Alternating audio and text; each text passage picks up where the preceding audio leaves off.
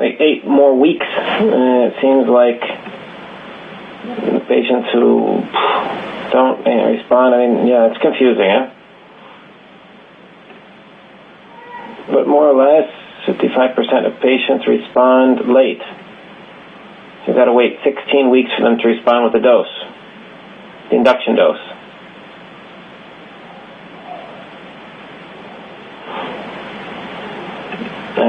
I would say more than half the patients have a late response, and they're late responders to an sub-Q induction dose. Is this an important message? Is it something important, positive, to respond at week 16? Something negative.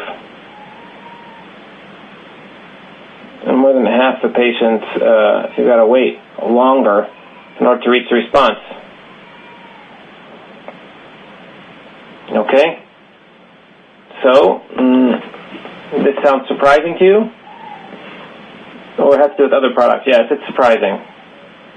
Negatively. Well, negatively, it's not better than other products.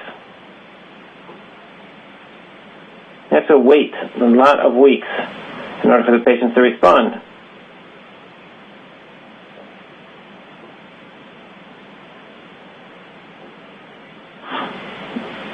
Let's see the next slide.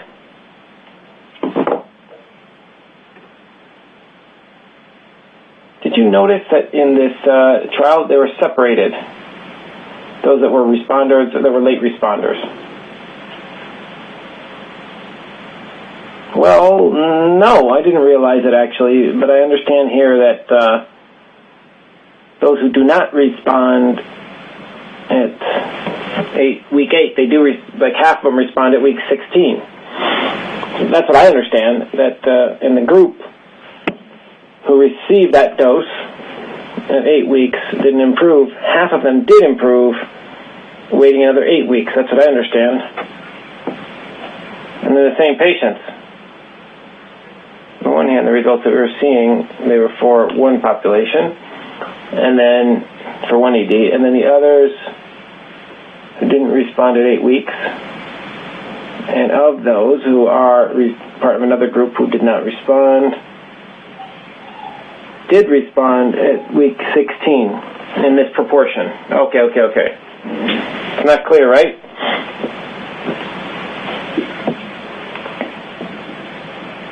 I responded. Those who don't respond, these patients seem like they half respond, but it's not so negative, but it's hard to understand it really. In 8 weeks, 101, 56, yes, but if you wait 16, half of them do well. 101 didn't. It seems less negative now, once you explain it that way, but in the group of non-responders, then at 8 weeks, somewhat more than half achieved that response, waiting another 8 weeks, or something like that. So it's that heading that you just said, right? Yeah, the heading is difficult, and no, it's not good. The heading is not good. So how did you not realize that information before? How did you not notice that we were talking about a different group? Well, because the clinical trial slide you showed me was a while back there, but I didn't notice it because, I don't know, I didn't see it clearly. Maybe it would have to say something about like the arm of the non-responders, etc. Yeah, because it's been like a half an hour since we talked about that, but perhaps maybe even put in the heading of the non-responders at week 8. In the group of non-responders at week 8, or something of that nature. And after that, talk about it, but it's at the top they're putting a maintenance study, but they're they're non-responders or late responders. So next one.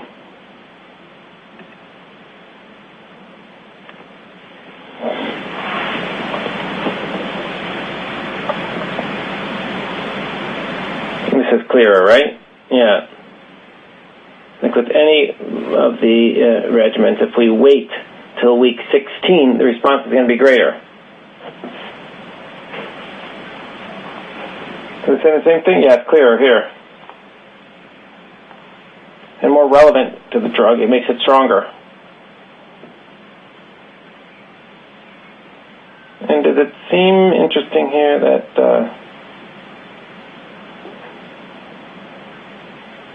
if they're to put a specific page talking about the non-responders or the late responders in a separate page, maybe that you remember it better, so when we reach here, it would all be clearer if there was an intro slide. Yeah, well, maybe, yeah, of course, but I think the second one is clearer. It tells you that there's a lot to respond at week 8, but ideally, it was tried to wait another 8 weeks.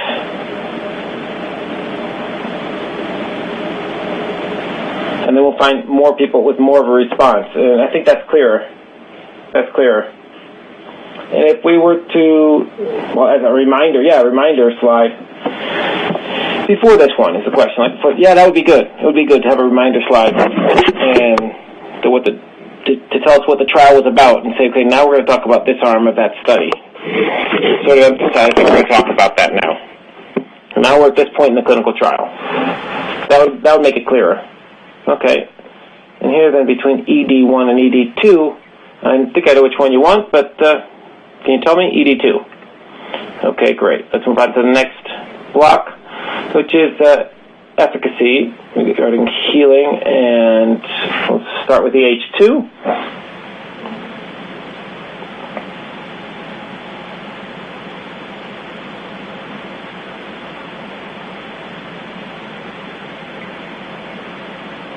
What's the message here?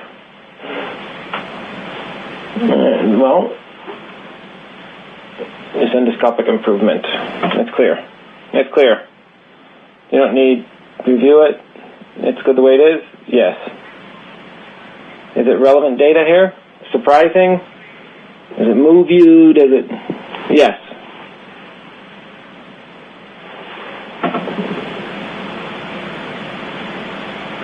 It's good data, yes. Now take a look at the next one, EH4.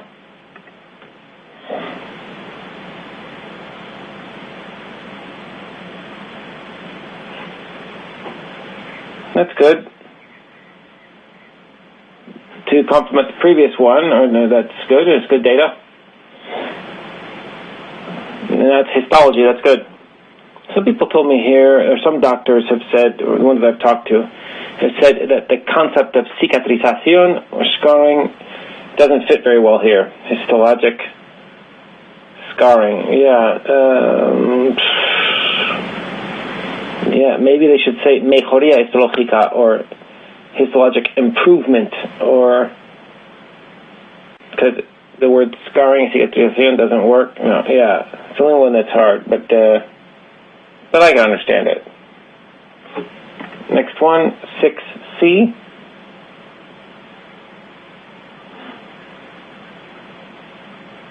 Okay, these are possibilities then to change this expression here of histoendoscopic or histoendoscopic mucosal healing.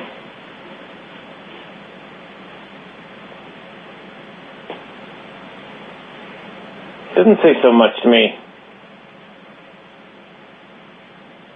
It's not well expressed, not even understand endoscopic, none of the three. Understand it, but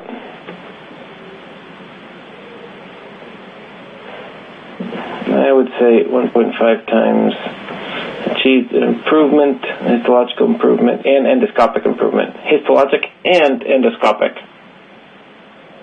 So I'd say histologic and endoscopic improvement and mucosal. It says of the mucous membranes.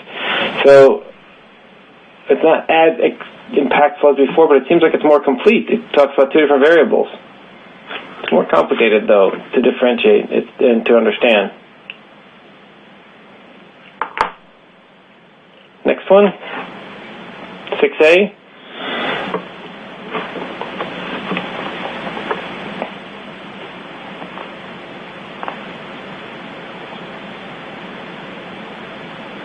Well, let's see. We do see there's more of a difference here. It's more like half. So double, I mean. It seems more relevant. But I'd say they achieved histoendoscopic mucosal improvement, mejoría in Spanish, instead of scarring. Next, 6B. Last one was A. This one was C, actually. No, it wasn't C. It's not C. What I liked is A. That's right, that's right.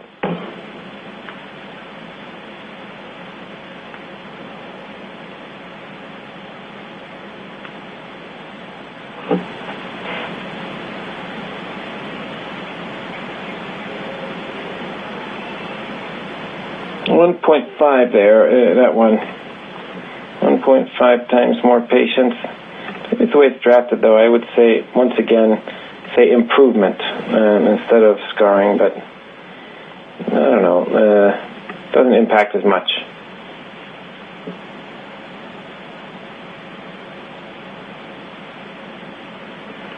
This is patients without prior experience.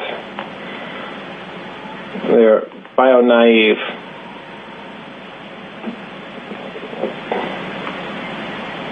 The previous one talked about patients who had failed, and these are naive, bio-naive. The other is bio-failure. Well, yeah, I guess, yeah, they could do without it, but in differential here, it's important then, that detail. Another group. I don't think it's going to understand very well to talk about differential, but I guess they could leave it. In order to be more clear, they're talking about patients without prior experience. If I hadn't said it, it's in very fine print there.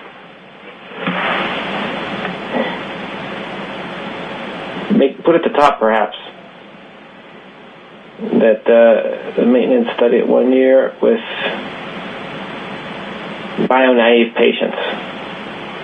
All right. Have you noted which are the ones that you are most interested in?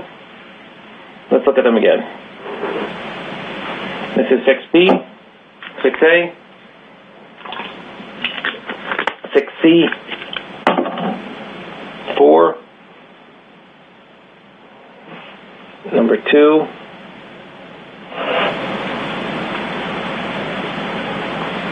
that's it.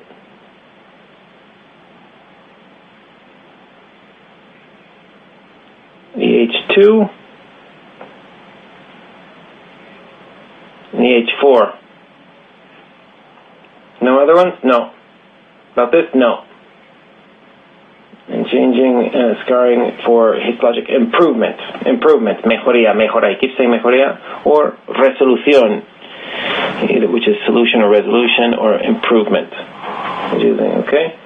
Efficacy in terms of endoscopic and symptomatic. Let's take a look. It's just one slide here. Combined endoscopic and symptomatic remission.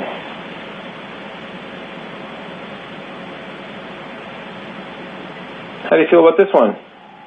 Is it relevant?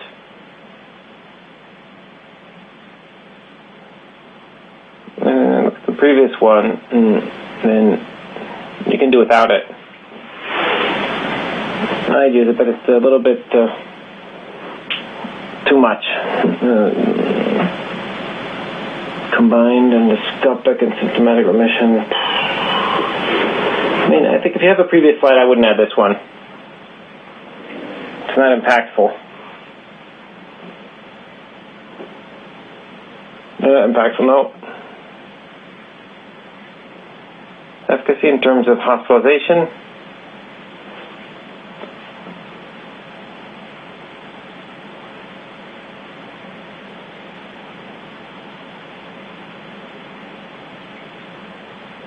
This, of course.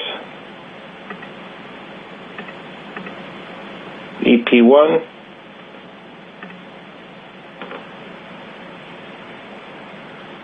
I would get rid of that word, por culpa. In Spanish, it's due to. I would just strike it. Por culpa de. Just get rid of that word. Culpa de. So say if your patients were hospitalized por eventos, just because of events. You don't have to word that word culpa, which literally means guilt. Translators know. But it's important. It's surprising. Yes.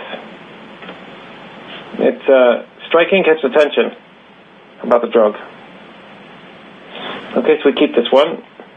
Now let's see quality of life. And there's 3 slides with different indicators.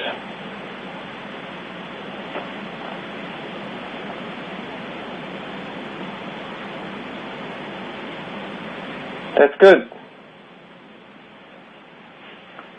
And catches attention. It's positive for the drug.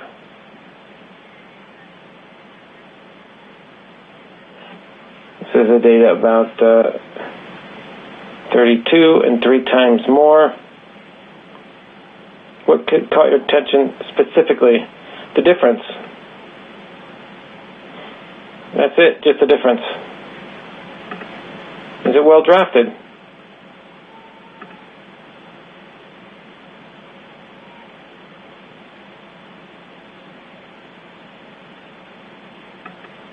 Yes. Next one talks about a questionnaire that several colleagues have told me is not very well known. Do you know this one? I think so, yeah. I think it's a visual like from 1 to 10 that you've got to draw the line. And what do you think about it? Interesting reference for you? No.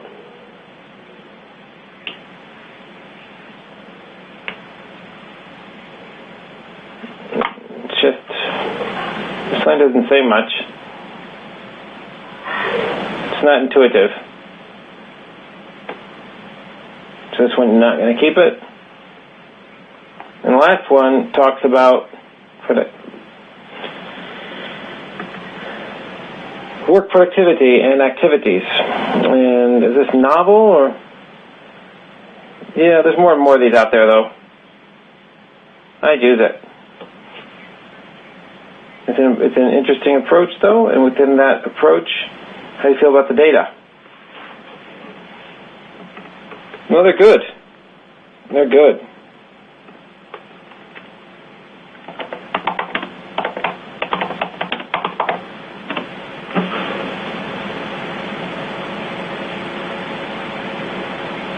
And less time lost and savings, and but the expression though in the heading is something that you think is appropriate or no? Less impairment in work productivity and activity, yes. Which one would you choose then? 3, 1, or just 1, or just 3? With 1, yes. And 3 could also be used.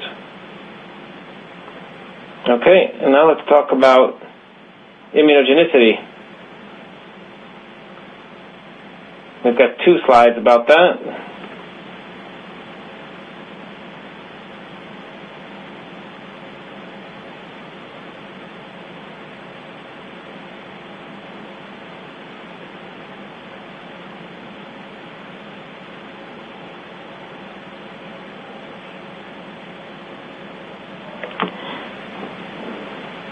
Can you get the previous one?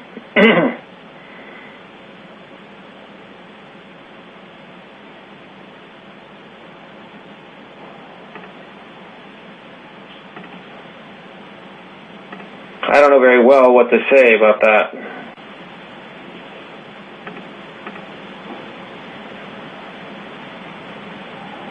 I think that the most relevant one is number 2. Why? It's during maintenance.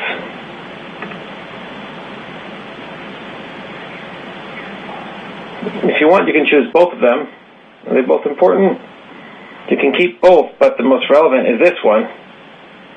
Once the patient's in maintenance, it's when they develop the antibodies throughout time. Okay. I don't know if this number is really important, but compared to the other biologics, I suppose it is. But if I have to choose one, this one. More than the other one, the maintenance one. I see the slide there, but no. Is something missing though? Yeah. Like something graphic is missing. Something. They were to show what? Something. I don't know. Maybe they can put two together showing a graphic. Yeah, and the messages that in finer print. We'll be starting at induction and then a year later. Okay. Now, in terms of evidence, safety in that regard, we've got just this one now. The body of evidence. How do you feel about this slide?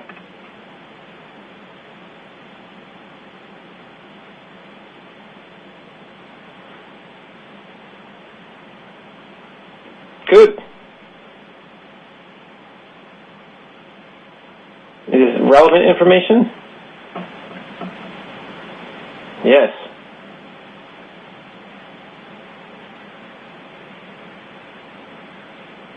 I don't know if they're going to develop it further afterwards, or what the side effects of Stelara were. But to say that, like once you have patients control the drug, and yes. You would maintain it then? Yes. Let's see now.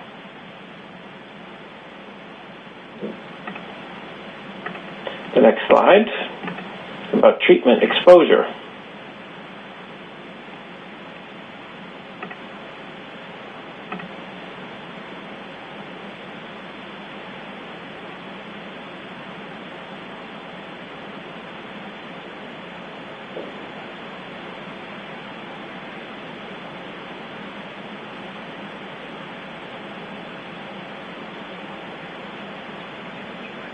Doesn't say much more than the previous one.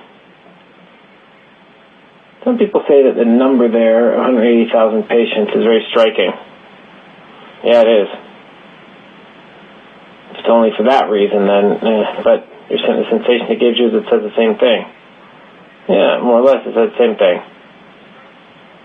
Like so many were treated with this. I've got this experience with all of these patients. But it is striking. Striking number of patients treated. It is impressive. More than the previous one. Would you leave it the way it is? Would you strike the other one? We could strike the other one and use this. Yes. We can make another one later, but which one would you put it with? When it was large or the two small ones?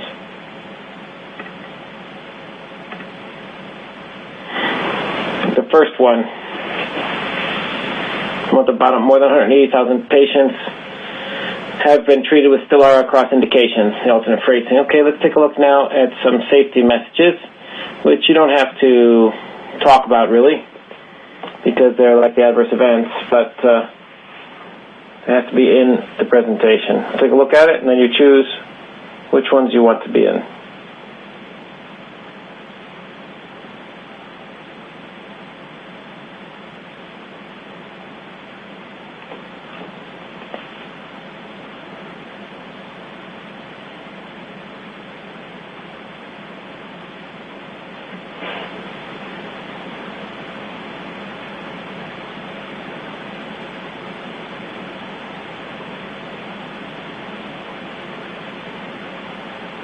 Can you turn the next one?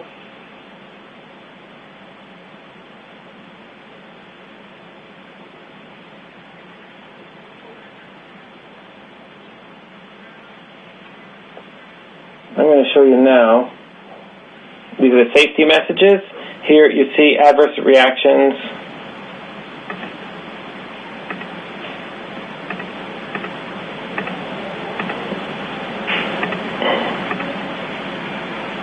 I have dosing here. I'm going to show you the ones that we've kept at the end here, and you're going to show me what flow they should be on, which ones we should keep, which ones you should strike. So just take a look here. We're going to look at dosing, and this is just one. All right. The dosing here, would you leave it this way for the presentation? Yes. And then we've got mechanism of action. There's 3.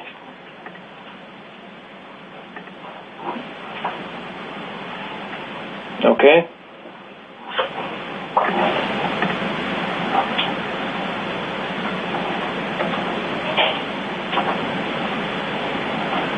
Okay. And number 3.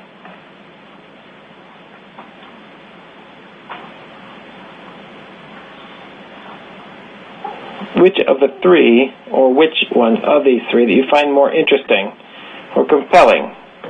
This information has to be one more than the other. Can I see the next one?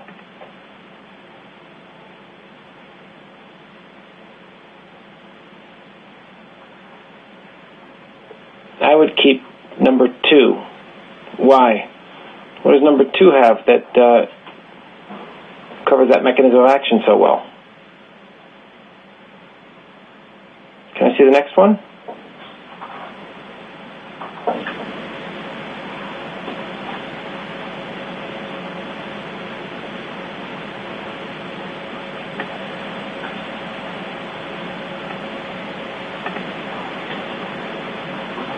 And the first one?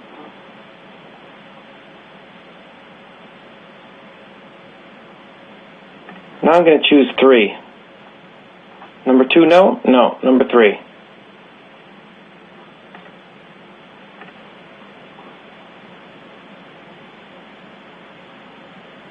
This last one I'll show you later, but now we've finished seeing all of them. So what I would like is for you to explain to me with your own words of everything that we've seen. What would you emphasize if you had to talk about this indication for Stelara to a colleague? How would you explain it to them? Well, I would say that it's a new biologic that works on the interleukins. You'd say it's a new biologic? Ustekinumab? Well, I mean, it has a new indication. Compared to the other ones, it's new. It's one of the new ones. One of the new ones, and it's got a high induction rate. More or less 2/3 and more or less half of patients per year are maintained on treatment. And symptomatic remission, and also maintain the mucosal healing and histological as well. And after that, a few antibodies are produced, so they're going to improve. That improvement is going to be maintained, and their quality of life is going to be improved. How is their quality of life improved? Well, we've seen that interferes less in their daily activities. If they're on treatment, it interferes less. The patients can live their normal lives. Okay, that's what I understand. That's what I would tell a colleague just quickly in the hallway anyway. And also that it also shows this profile using in first line.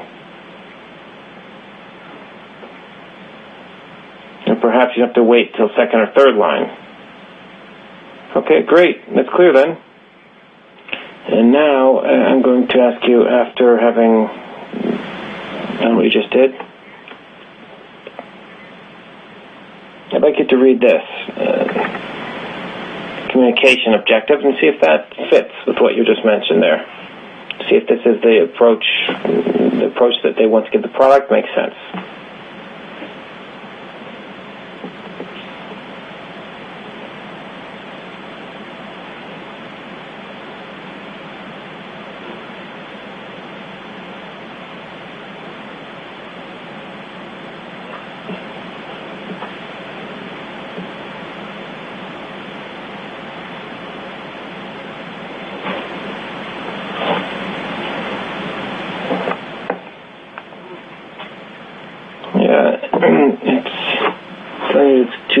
beginning.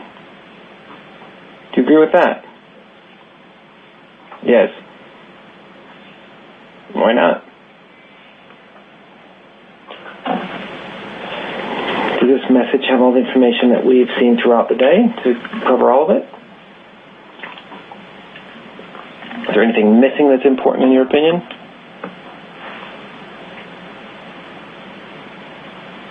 It communicates practically everything, yes. Okay? So now I'm going to share with you my screen because I have taken all the messages that you said you were more interested in, and got them in a PowerPoint. I'm going to put them on screen for you. I'm going to ask you to look at them and tell me how you would put them in order. In what order? Is it on your screen? Yes.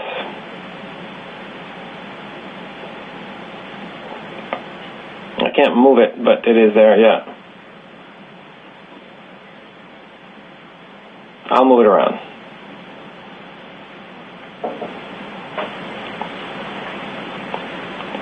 We had first the clinical remission messages, which were the first ones, in just one name, clinical remission, ER1. And then we had ES1, 2A, and 3A. Those were the ones about clinical response. And then we had ED2. Let me see, I would put, those are the late responder ones. And then we had the efficacy, quality of life, immunology, adverse events, dosing. I'll let you decide.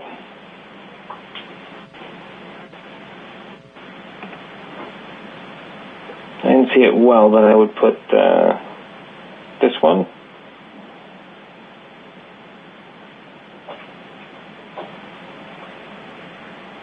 Mechanism of action.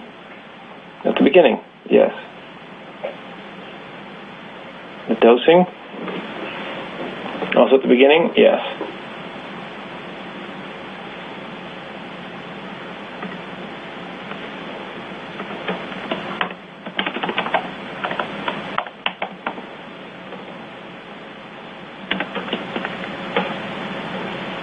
Dosing after mechanism, yes.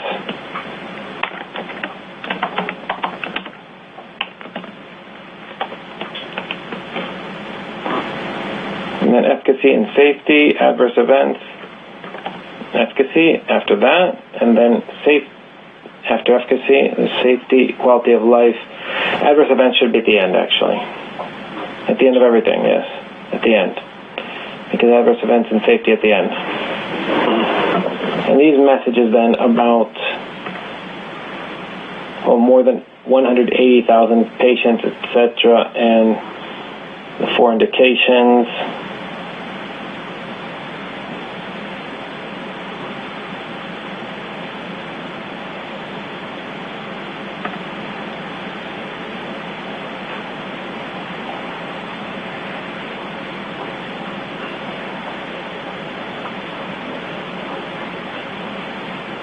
ST1, I put the beginning of adverse events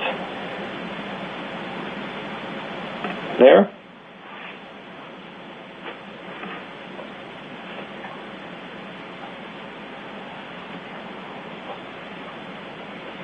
Yeah.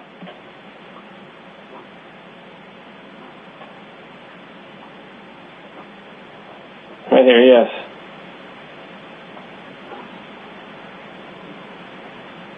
$17.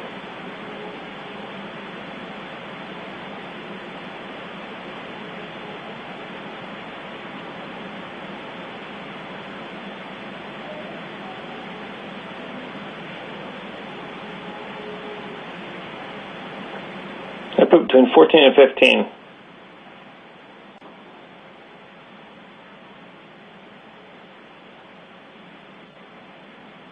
Would that be good? Yes. Last questions I've got then.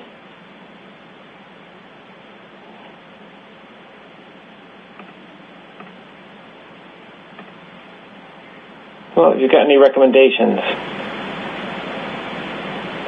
Any recommendations for the manufacturer of Stelara? Anything regarding the messages of the product or for UC?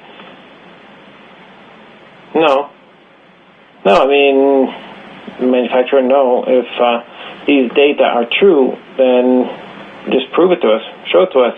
How? They should make sure they get the information to us.